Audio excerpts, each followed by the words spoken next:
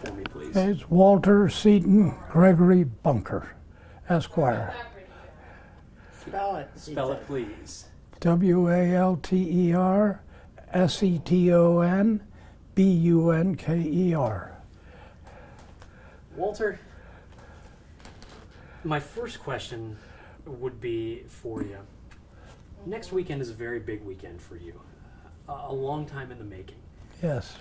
Take me through that, everything that you've done with your education to this point, and then we'll go from there. All right. Well, when I graduated from Xavier High School, I had a scholarship to the Cincinnati College of Music. I played the violin, and so I went there for a year, and World War II was raging. So I enlisted in the Air Corps when I was 18 years old, and I wanted to be a pilot, but my left eye is 20/40 instead of 20/20, so I did not qualify to be a pilot. So I decided to try to become a navigator bombardier. So I went to a lot of schools, aerial gunnery school, radio school, navigation school, bombardier school, and officers training school. And I seemed to be going to school a lot. And then I went overseas, stationed in England, flew a number of missions on a B-24 with bombing targets, munition plants, and ball bearing plants in Germany, and some troop support bombing for the troops on the Cherbourg Peninsula. And then the war was over. I got there quite a bit after D-Day, so we didn't see too much of the German Air Force. We saw a few Me-109s, Right. but the Air Force was pretty decimated, the German Air Force. So after the war, I got an honorable discharge, and I came back and went to Xavier for a year. And I had a friend who was at Notre Dame, and he said, "Why don't you come up and go to Notre Dame?" So I said, okay. So I went to Notre Dame for a year. Then I went back to Xavier. And then my education started. I got married, and I took ME Marriage 109 and learned to say, "You're right, dear." So I continued to go to school at Xavier Night School and at UC Night School. And I took a course in business law and actually enrolled in law school. But my uncle Walter Schmidt, who was a great patron of Xavier, said, "Walter, why don't you come and work for me at the Schmidt Company? You don't need to get a law degree. You'll always have a place in the sun working with me."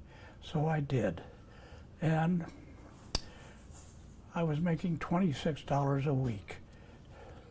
One day, I saw a sign at the Western Union office on 4th Street.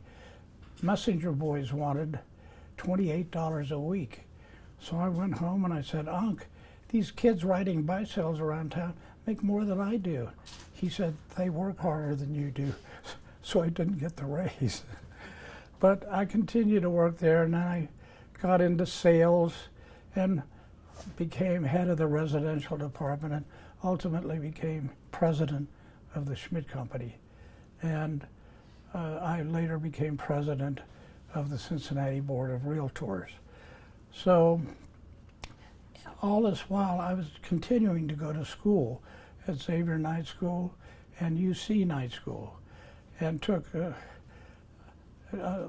undertook teaching a course in real estate at the University of Cincinnati. For 7 years I taught there. So, and I didn't even have a degree.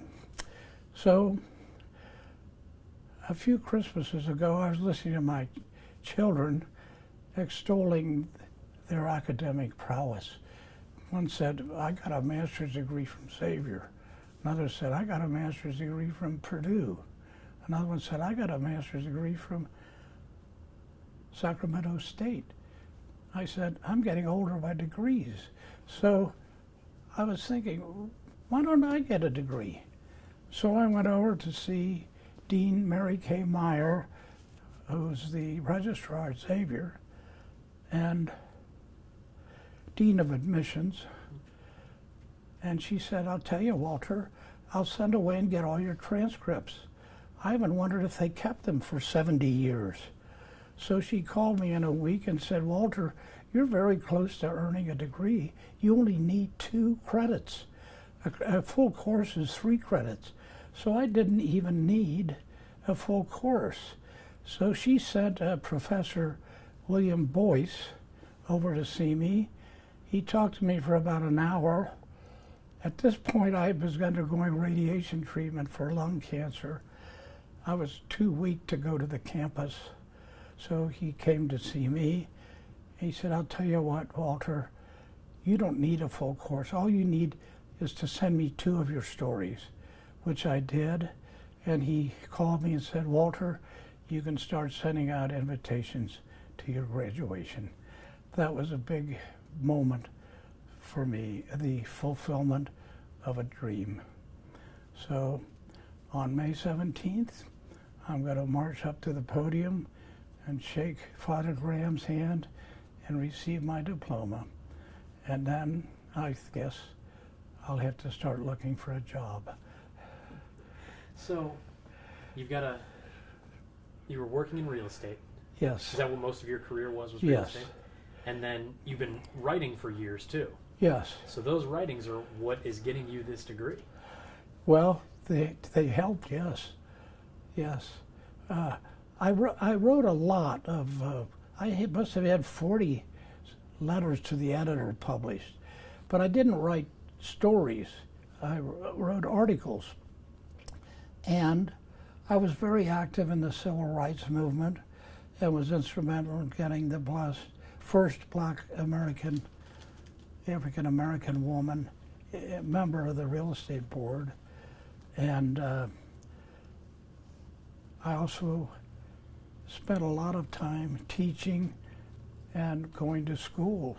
I was always interested in the academic milieu, and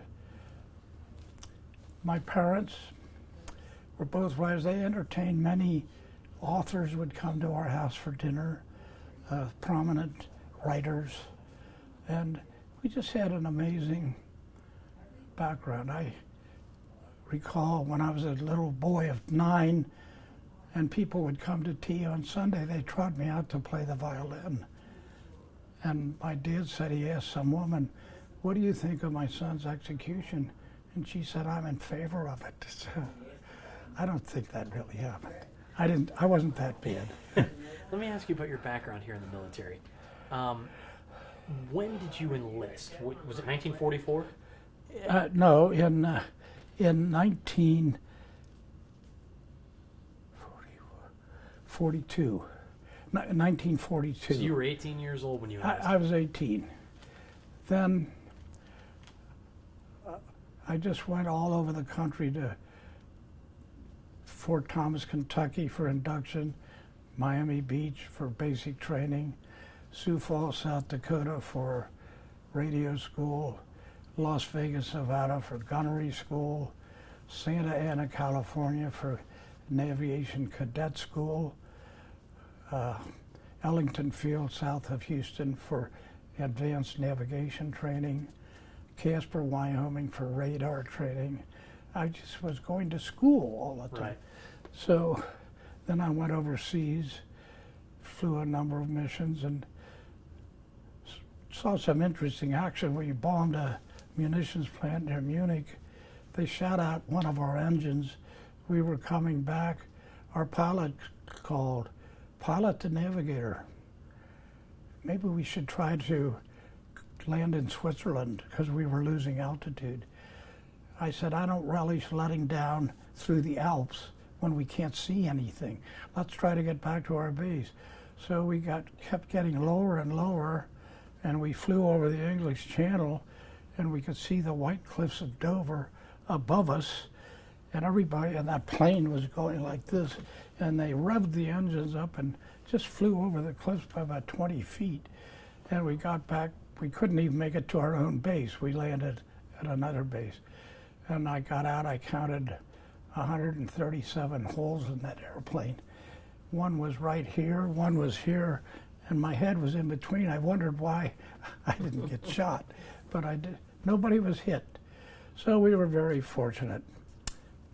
How many years did you spend in the service before your discharge?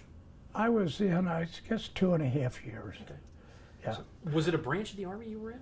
It was the 8th Air Force, Okay, so you were in the Air Force. the 8th Air Force stationed in England. Okay.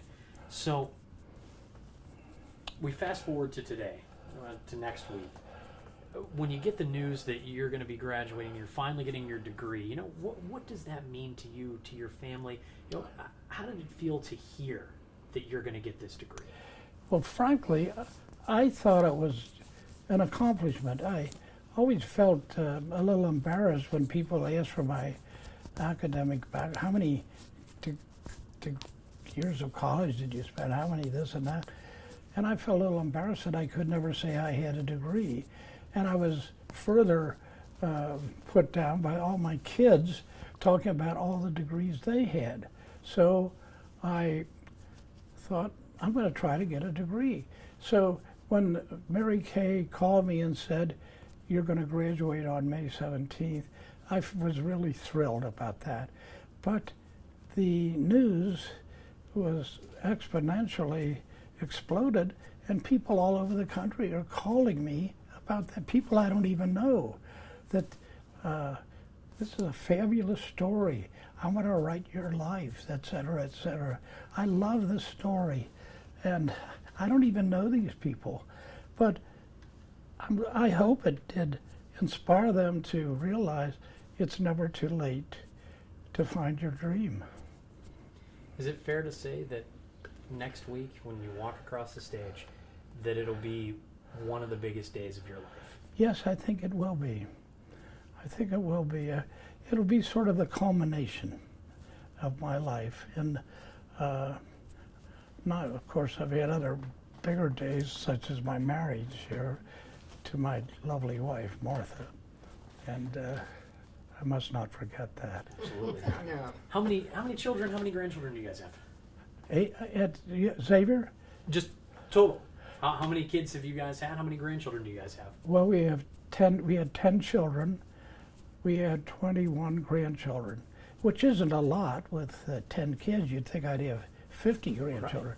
But some of my children got married late in life, and so they're not having any children.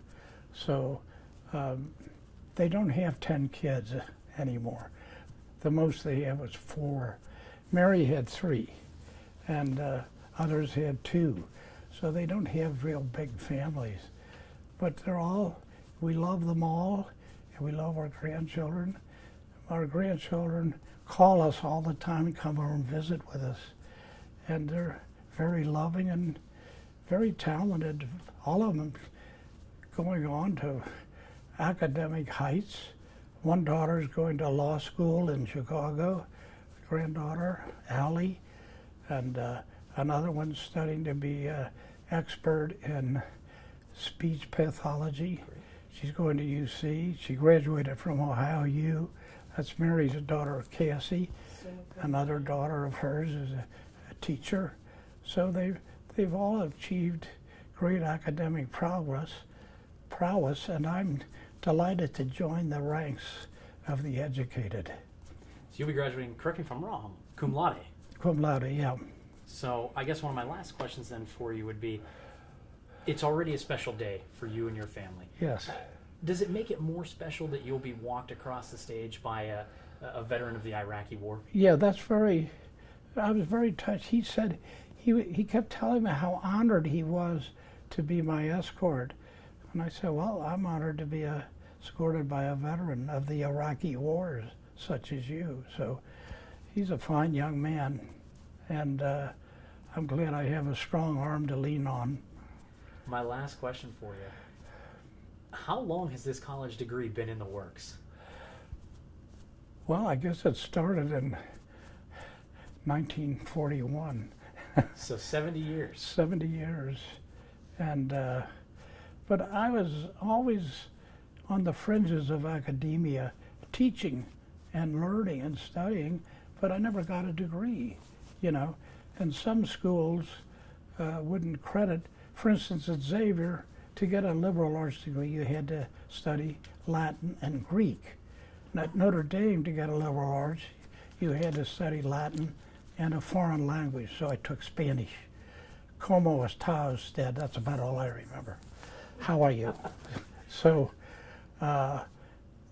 some schools wouldn't recognize credits for other schools, so my credits were sort of mixed up, but I had very good grades all throughout, very good.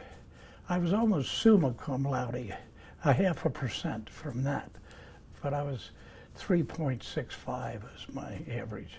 So you're 3.65 GPA. You'll graduate cum laude. Yeah. What exactly is your degree? It's in liberal arts. So it's a bachelor's in liberal arts? Bachelor in liberal arts. With I guess you would say English was my specialty. Oh, okay. Yeah. Very good. Walter, I do believe that is all. Thank you.